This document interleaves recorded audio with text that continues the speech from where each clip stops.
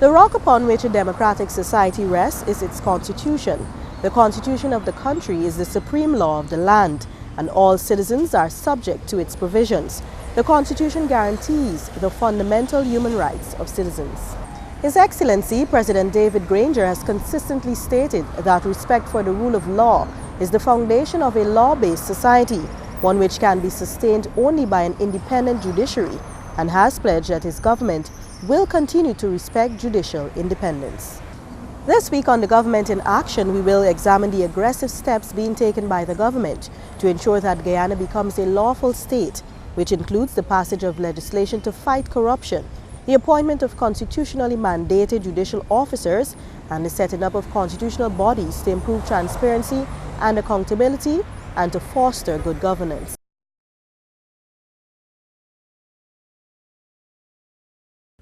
President David Granger, since his assumption to office 2 years ago, pledged to stamp out corruption in all its forms in public offices and to govern the country in a transparent and accountable manner.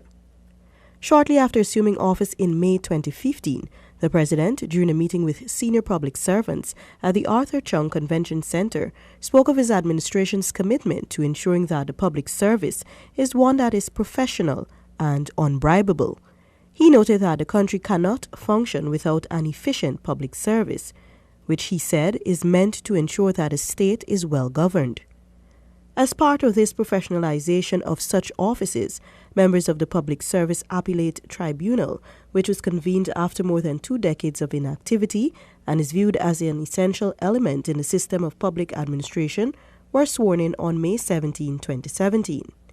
This neglect, the head of state noted, had led to irregularities and inconsistencies in the public service. The tribunal's absence injured the interests of persons who felt wronged by unfair dismissals, the denial of benefits, or other disciplinary actions, but who had no redress. The tribunal affords public servants recourse, other than through the courts, to challenge unfair and unjust promotions, dismissals, and other disciplinary action by the Public Service Commission.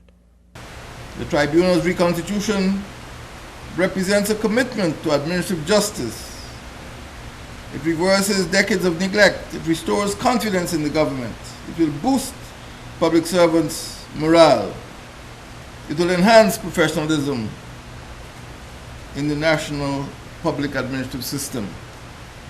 Chairman of this tribunal, Mr. Nandram Kisoon, speaking after the ceremony, pledged that the body would work expeditiously in fulfilling its mandate to the public servants, ensuring that their cases are heard. And that is the whole purpose of the Public Service Appellate Tribunal, to ensure that the public servants are adequately and properly dealt with.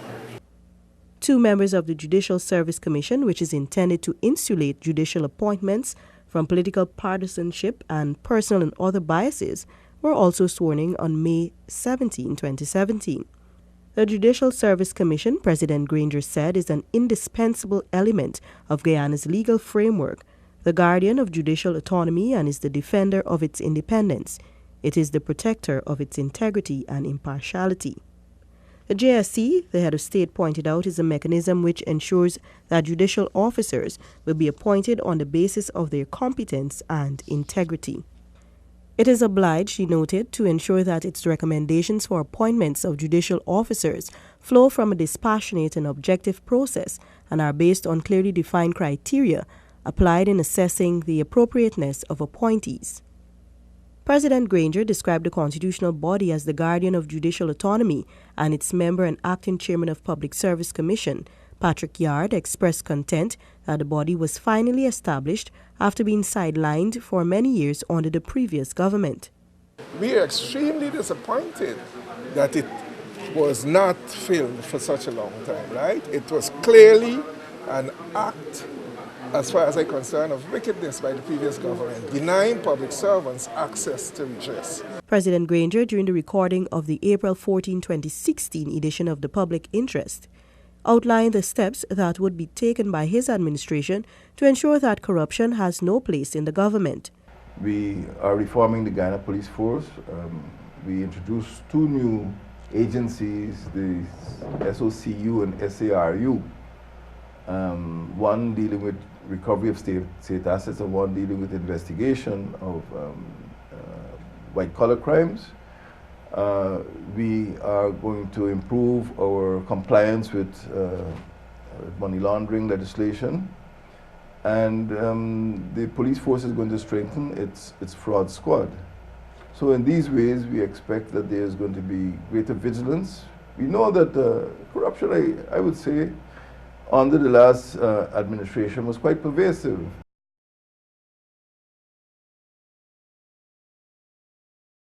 The head of state, speaking on May 29, 2016, during the launch of the book, Governance, Transparency and Accountability, said that crimes of tax evasion, narcotics trafficking, trafficking in persons, money laundering all contribute to corruption and hinder development. Corruption, President Granger pointed out, is corrosive.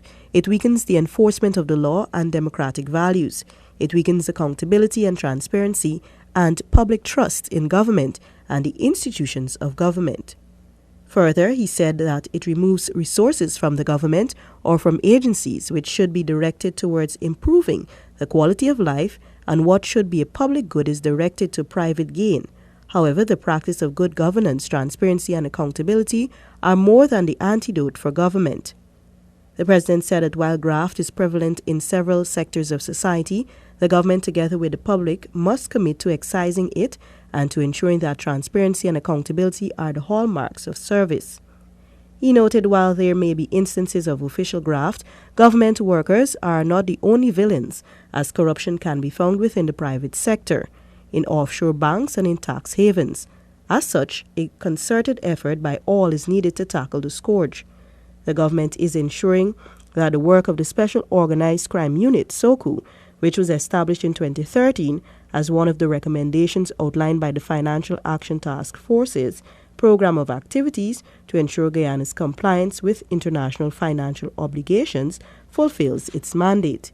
It is expected to investigate suspected money laundering crimes and to prosecute persons suspected of terrorism and financial offenses, and falls under the control of the Guyana Police Force. Another body, the State Assets Recovery Unit, SARU, was established as a result of obligations under United Nations Convention Against Corruption. The unit has been tasked with investigating claims of corruption and malfeasance committed against the state.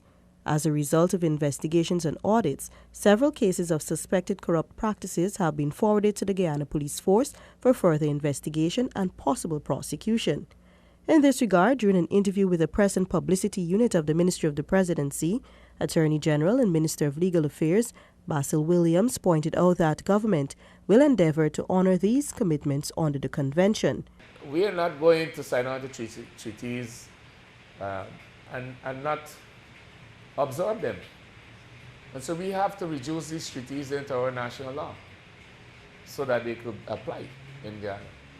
And that's what we're doing. And as I said, there are persons who are afraid because they obviously have purloined state assets. And they want to hold on to their ill-gotten gains. The society has to act in its interest.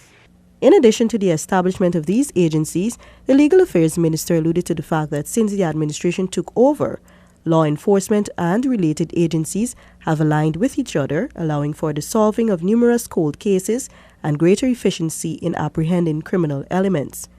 Reflecting on campaign promises, Minister Williams said that Guyana was turned upside down following 23 years of misrule, and the government is in the process of correcting the deficiencies which it inherited, particularly with respect to the functioning of key related agencies. You must have the courts on the one end, the police, the prisons at the other end, the probation, the prosecutions, police prosecutions, DPP.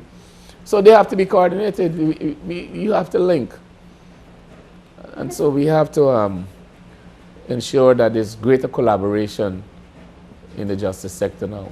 In part 2 of this edition of Government in Action, we will take a look at the anti-corruption legislative agenda, as well as judicial independence as the administration holds firm to its commitment to transparent and accountable governance. Until next time, this is Stacey Carmichael. Thanks for joining us.